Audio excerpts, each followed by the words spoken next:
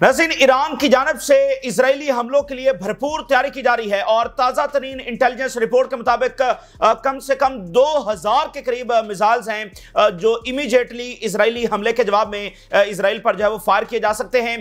तो एक तरफ डिप्लोमेटिक एफर्ट्स जारी हैं और ईरान रीजन के साथ, यूरोप के साथ, रशिया, चाइना, तमाम ममालिक के साथ इंगेज कर रहा है और पुश किया जा रहा है कि ये मामलात यहाँ पर रोक लिए जाएं, क्योंकि सब जानते हैं कि अगर ये मामला यहाँ से एक्सप्लोड हो गया तो फिर किसी के हाथ में नहीं आएगा।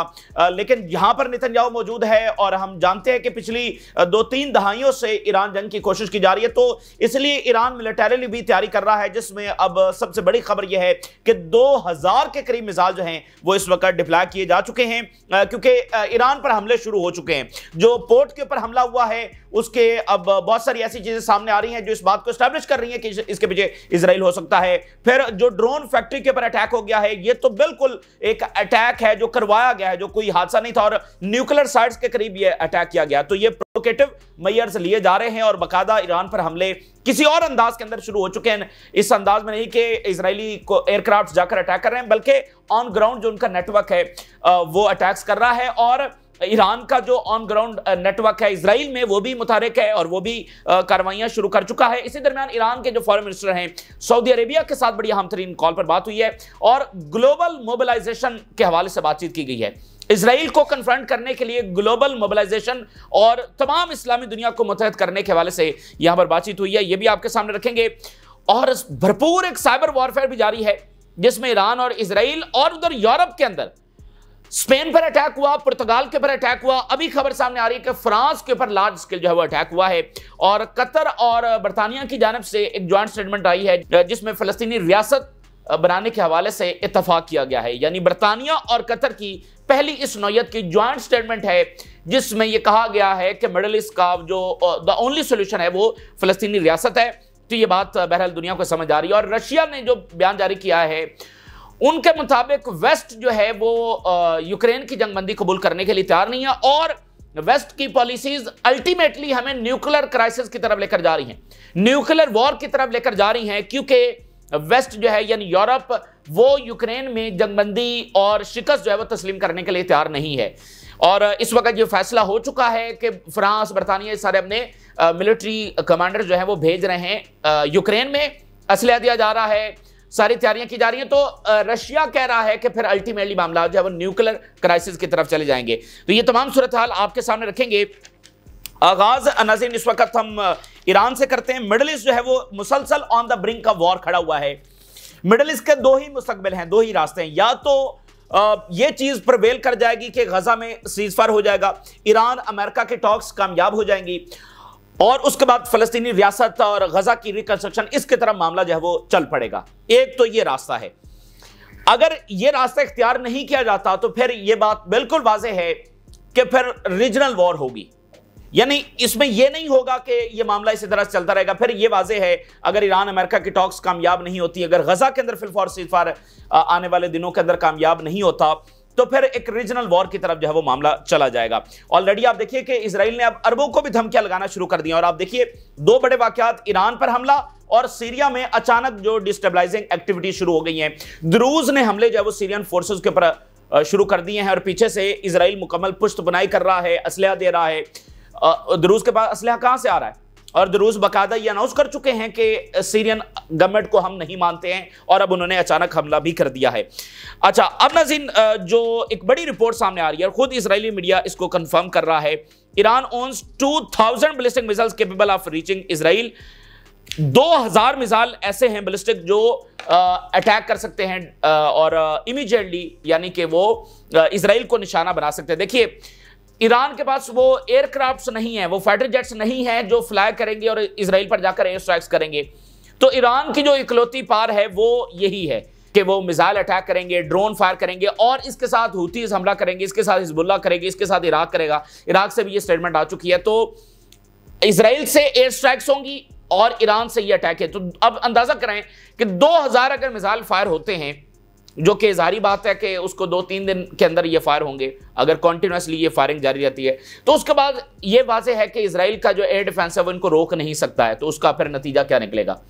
ठीक है, तल अवीव, हाइफा, ये सारे के सारे जो है वो अंडर अटैक होंगे। और पिछला जो अटैक ईरान ने किया था उसमें ईरान ने ये साबित भी करके दिखाया। तो इसलिए अगर इजराइल की जानिब से अटैक किया जाता है तो ये उसकी सबसे बड़ी गलती साबित होगी। इसी दरमियान आप देखिए कि नेतन्याहू जो है वो टॉक्स को भी नाकाम करने की पूरी कोशिश कर रहा है।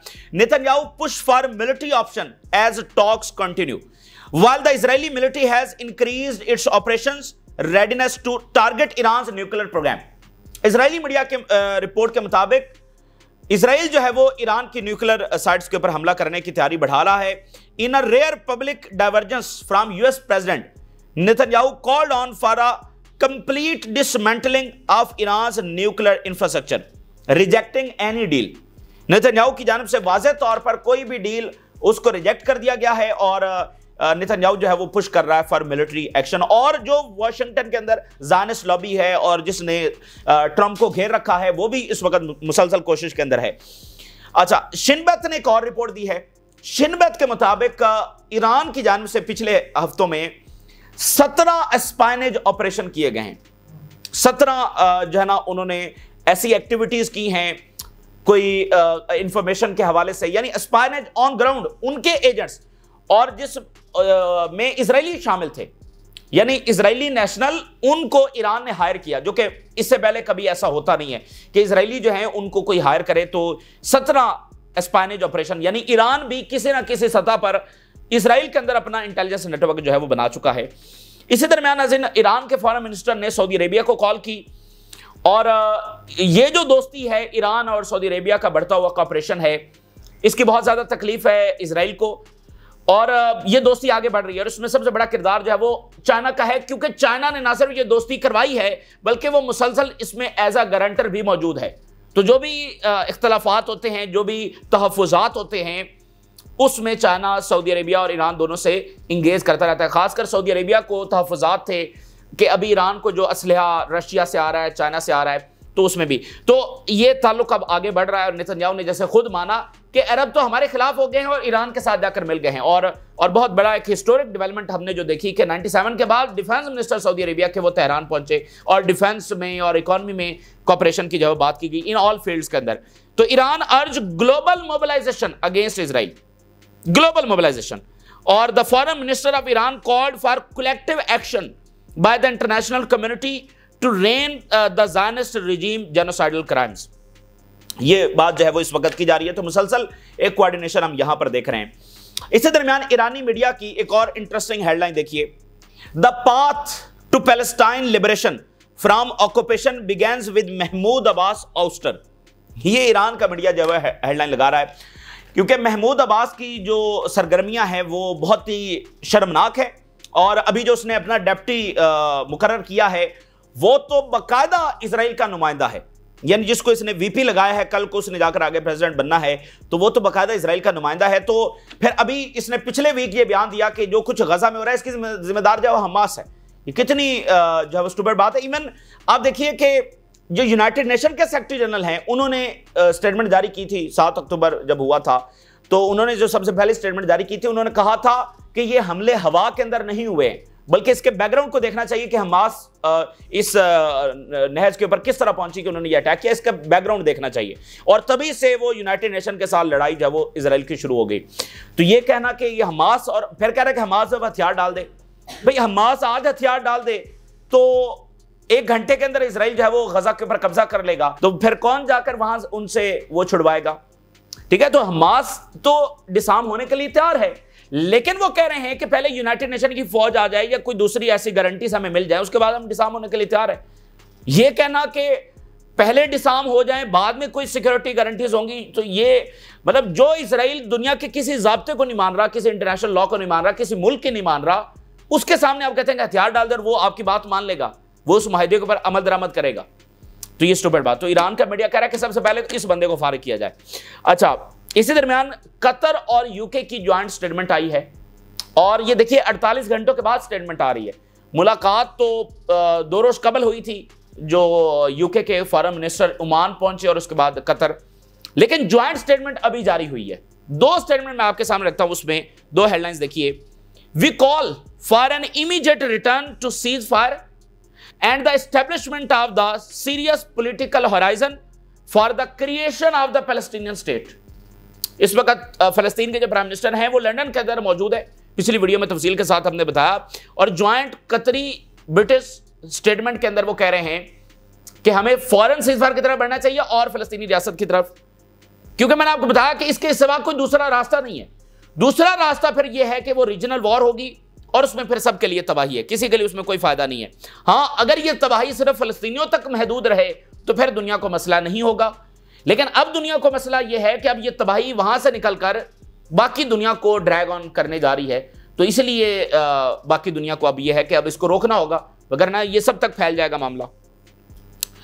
Support for the diplomatic path regarding negotiations between the United states and Iran.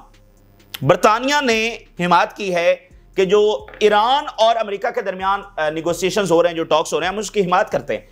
तो only country in the world, only country जो इन निगोशिएशंस के हक के अंदर नहीं है वो इजराइल है। तो इंटरनेशनल विल कहीं और शिफ्ट हो रही है और इजराइल जो है वो उसी जगह पर खड़ा हुआ है जहां पर वो कायम हुआ था, यानी क्राइसिस, जंगें, फसाद और कोई पीस नहीं, कोई एग्रीमेंट नहीं, उसी पोजीशन के ऊपर जो है वो खड़ा हुआ है। लेकिन दुनिया जो है वो मूव ऑन कर रही है। इसी दरमियान नाज़रीन, ICJ के अंदर जो हियरिंग जारी है और उसमें साउथ अफ्रीका मुकदमा लड़ रहा है, तो हमास की जानिब से उसको वेलकम किया गया है। Hamas welcomes ICJ hearings on Israel's humanitarian obligations towards Palestinians। और साउथ अफ्रीका की एक स्टेटमेंट देखिए, Gaza has turned into hello and Israel must be held accountable for its crimes. देखिए, साउथ अफ्रीका की एक हिस्ट्री है इजराइल के हवाले से। जब वहां पर यह अपार्थाइड स्टेट थी और वहां पर एक आजादी की जिदोजहद जारी थी, तो 3 ऐसे ममालिक थे जो इस गुलामी को बरकरार रखना चाहते थे, जिसमें एक अमेरिका था, एक बरतानिया था और तीसरा इजराइल था। तो आज साउथ अफ्रीका के लोगों को पता है कि ये क्या सूरत हाल होती है गुलामी में। बिल्कुल यही वाली अपार्थाइड स्टेट जो है वो साउथ अफ्रीका में थी। अच्छा, तो इसलिए वो आज जो है वो मुकदमा लड़ रहे हैं। और गजा के अंदर बहुत ही पेनफुल सूरत हाल है, बहुत ही बदतरीन सूरत हाल है। लर्जा देने वाली रिपोर्ट्स नई सामने आई हैं कुछ ही देर पहले, मैं आपके सामने रखता हूं, जिसमें बताया गया कि 65,000 बच्चे जो हैं वो फाकों का शिकार हो चुके हैं। ये अभी कुछ देर पहले रिपोर्ट सामने आई है और दिल दहला देने वाली रिपोर्ट है। At least 65,000 Gaza children hospitalised due to severe malnutrition। 65,000 childrens की हम बात कर रहे हैं और थाउजेंड्स ऑफ शहीद हो चुके हैं, थाउजेंड्स ऑफ इंजर्ड हैं और 65,000 वो हैं जो फाकों का इस वक्त शिकार हैं। Israel of deepening the suffering of Palestinian children through genocide and continued blockade which has resulted in severe malnutrition among over 65,000 children from a total of 1.1 million people facing daily hunger। ये daily hunger ये होता है कि आपको एक तो यानी अगर आप 3 टाइम का खाना आपको नहीं मिल रहा, आपको एक टाइम मिल रहा और एक टाइम भी आपको पेट भरकर नहीं मिल रहा, ठीक है, तो आप डेली जो है वो हंगर फेस कर रहे हैं और आप लाखिर जो है वो होते चले जा रहे हैं। फिर एट द एंड एक लंबा स्टारवेशन फेस करने के बाद आपके जो ऑर्गन हैं वो भी डैमेज होना शुरू हो जाते हैं। और हमने देखा है 52 चिल्ड्रन जो हैं वो फाकों की वजह से ऑलरेडी शहीद भी हो चुके हैं। तो इतनी बड़ी आबादी को आप देखिए कि इजराइल भूख से और प्यास से मार रहा है और सारी दुनिया के सामने हो रहा है। ये ऐसी चीज नहीं है कि जो हम पढ़ रहे हैं कि अच्छा वो 1000 साल पहले दुनिया के फलां कोने के अंदर ऐसा हुआ था। ये इस वक्त हो रहा है। तो देखें, टाइम बहुत थोड़ा है वहां पर, अब बिल्कुल सप्लाई खत्म हो चुकी है। अब एड रुके इतना टाइम हो गया है, जो सप्लाईज वहां पर यानी स्टोर किया हुआ था कुछ खाना कुछ दिनों के लिए, कुछ हफ्तों के लिए, वो बिल्कुल खत्म हो गया और पीछे से कुछ भी नहीं आया है। तो ये बड़ी खतरनाक सूरत हाल है। यानी देखें ना, आगे जो स्टोर किया हुआ था थोड़ा बहुत खाना वो तो खत्म हो गया। अब अगर फिलफॉर एड नहीं खोली जाती तो गजा के अंदर मजीद सूरत हाल क्या होगी। और देखिए, अगर एक एक दिन डिले होता चला जाएगा तो कितनी मुश्किल में मजीद होंगे। और इतनी बड़ी आबादी को फिर आप अचानक से कैसे फूड प्रोवाइड करेंगे। यानी अगर आज अभी एड खुलती है तो भी एक एक बंदे तक खाना पहुंचाने में कितना टाइम लगेगा इतनी बड़ी पॉपुलेशन में। तो इसलिए ये मामला जो है वो बहुत ही खौफनाक है। हमारे सामने रिपोर्ट्स आ रही हैं लेकिन दुनिया कुछ भी करने से इस वक्त कासिर है। और इजराइल ने गजा के ग्राउंड को अपने नए मिसाइलों का टेस्टिंग ग्राउंड बना लिया है। Israeli occupied forces use Gaza as testing ground for new Bar rocket system. नए रॉकेट्स को वो गजा के अंदर टेस्ट कर रहे हैं। तो ये ब्रुटैलिटी जो है वो हिस्ट्री से मिटाई नहीं जा सकेगी। और फिर इनकी आप असलियत देखिए, ये सिर्फ बम गिरा सकते हैं, जब इनका सामना हिजबुल्लाह से होता है, हमास से होता है, तो फिर इनके साथ क्या होता है। अभी इजरायली आर्मी के अंदर से एक वीडियो जारी हुई है, कोई लीक उन्होंने खुद ही कर दिया, कोई वीडियो जिसमें इजरायली फौजियों को मार पड़ रही है और ये गिरते मरते पड़ते जो है वो एक दूसरे को खींचते हुए पीछे भाग रहे हैं। सामने रेजिस्टेंस के फाइटर्स ने हमला किया है। Humiliating video unmasks Israeli military collapse and political chaos. उस वीडियो ने बता दिया है कि इजराइल की आर्मी किस तरह से कोलैप्स हो रही है और एक पॉलिटिकल जो क्योस है वो भी हमें नजर आ रहा है, क्योंकि वहां पर प्रेशर है जंगबंदी के हवाले से। तो मिलिट्री के अंदर से ये वीडियो आई है, खुद ही उन्होंने कहीं जारी कर दिया है, जिसमें उनको ही मार पड़ रही है मजीद प्रेशर क्रिएट करने के लिए। An internal crisis grips Israel as intelligence and military leaders openly challenge Netanyahu. Military leaders openly challenge Netanyahu and a viral video of Israeli soldiers in disarray under the fire has exposed more than military panic. It has revealed a deep internal crisis. अंदर से army जो है वो किस तरह से panic के अंदर है वो सारा एक्सपोज हुआ है और पॉलिटिकल क्योस मजीद एक्सपोज हुआ है कि मिलिट्री के अंदर से वो वीडियोस जारी हो रही हैं जिसमें खुद इजरायलियों को मार पड़ रही है। Exposing a level of panic rarely scene and Israeli media coverage. और ये वो है जो इजरायली मीडिया की कवरेज में उस तरह से नजर नहीं आता, लेकिन इस वीडियो ने जो है वो मजीद चीजों को एक्सपोज किया। नेतन्याहू का अभी कुछ देर पहले फिर ट्रायल हुआ है, ये वॉर क्रिमिनल, और इसका क्रिमिनल ट्रायल इस वक्त इजराइल के खुद अंदर जारी है और 27th सेशन वहां पर हुआ है। और बेन गवर का दौरा जो है वो वाशिंगटन का हो रहा है और कैपिटल हिल की बिल्डिंग में जो है वो वहां पर जो मुजाहिरीन हैं उन्होंने बाकायदा इसके ऊपर अटैक करने की कोशिश की और वहां पर बहुत हंगामा हुआ और वॉर क्रिमिनल के जो है वो नारे लगे। तो ये दुनिया में जहां जहां, और ये भी तारीख में लिखा जाएगा कि यहां पर जेनोसाइड हो रही थी और करने वालों को अमेरिका जो वहां पर बुला रहा था, तो ये तारीख में लिखा जाएगा।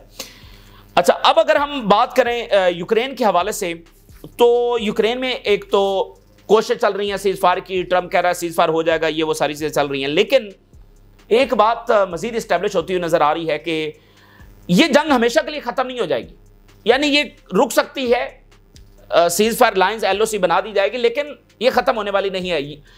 यूरोप इसको कभी मानेगा नहीं, फॉर द टाइम बीइंग वो मान सकता है, लेकिन हमेशा के लिए, क्योंकि इससे रशिया की जो बर्तरी है वो यूरोप के ऊपर कायम हो जाएगी और यूरोप इसको कभी तस्लीम करने वाला नहीं है।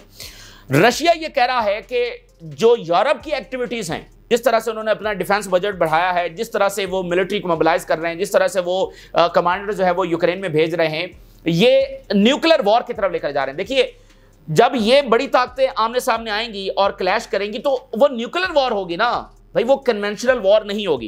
तो ये बात हम नहीं कर रहे, ये रशिया कह रहा है।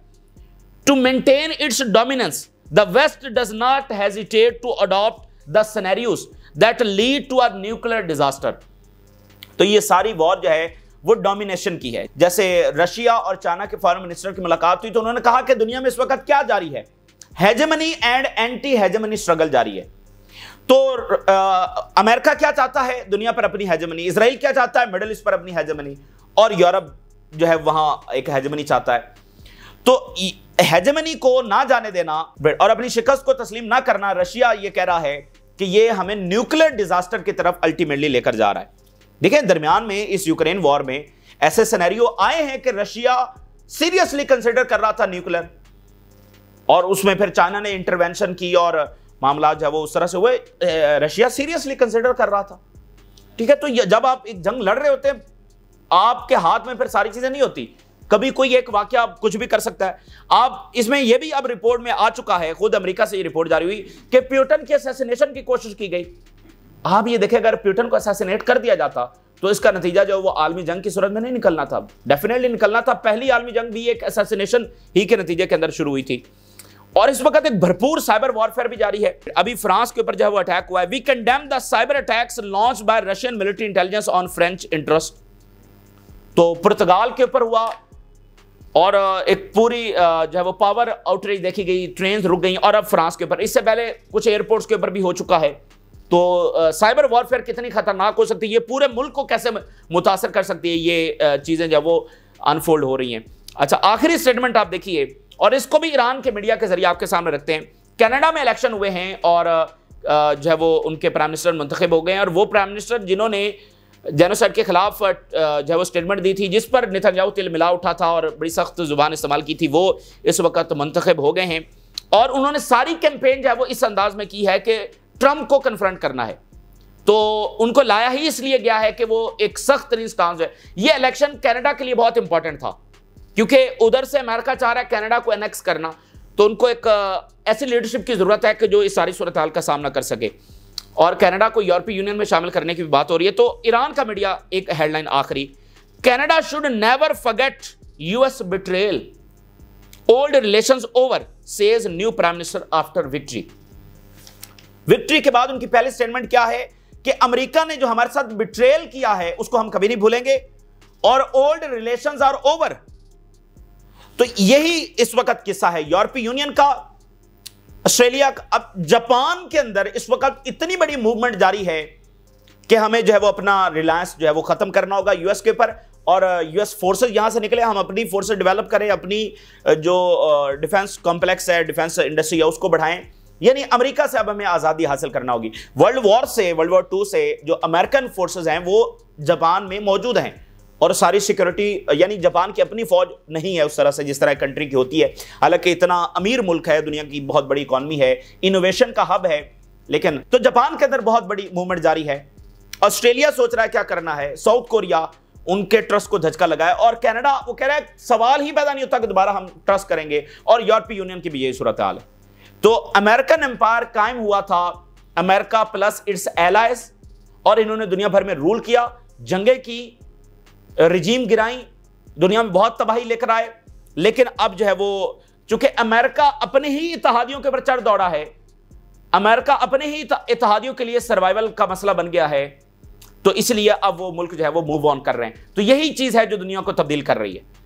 वो जो सिक्योरिटी अलायंस बना था वो अब खत्म हो रहा है, तो इसलिए अब बिल्कुल नई दुनिया जो है तश्कील पा रही है। और ये पूरी कंबाइन फोर्स थी जो इजराइल को सपोर्ट करती थी, लेकिन अब वो कंबाइन फोर्स उधर से खत्म हो रही है, इसलिए उसके असरात जो है वो यहां तक होंगे। तो ये ताज़ा तरीन सूरत हाल है जो आपके साथ शेयर किया। आपने राज रुका करें फिल्म के लिए इजाजत दी। अल्लाह हाफिज।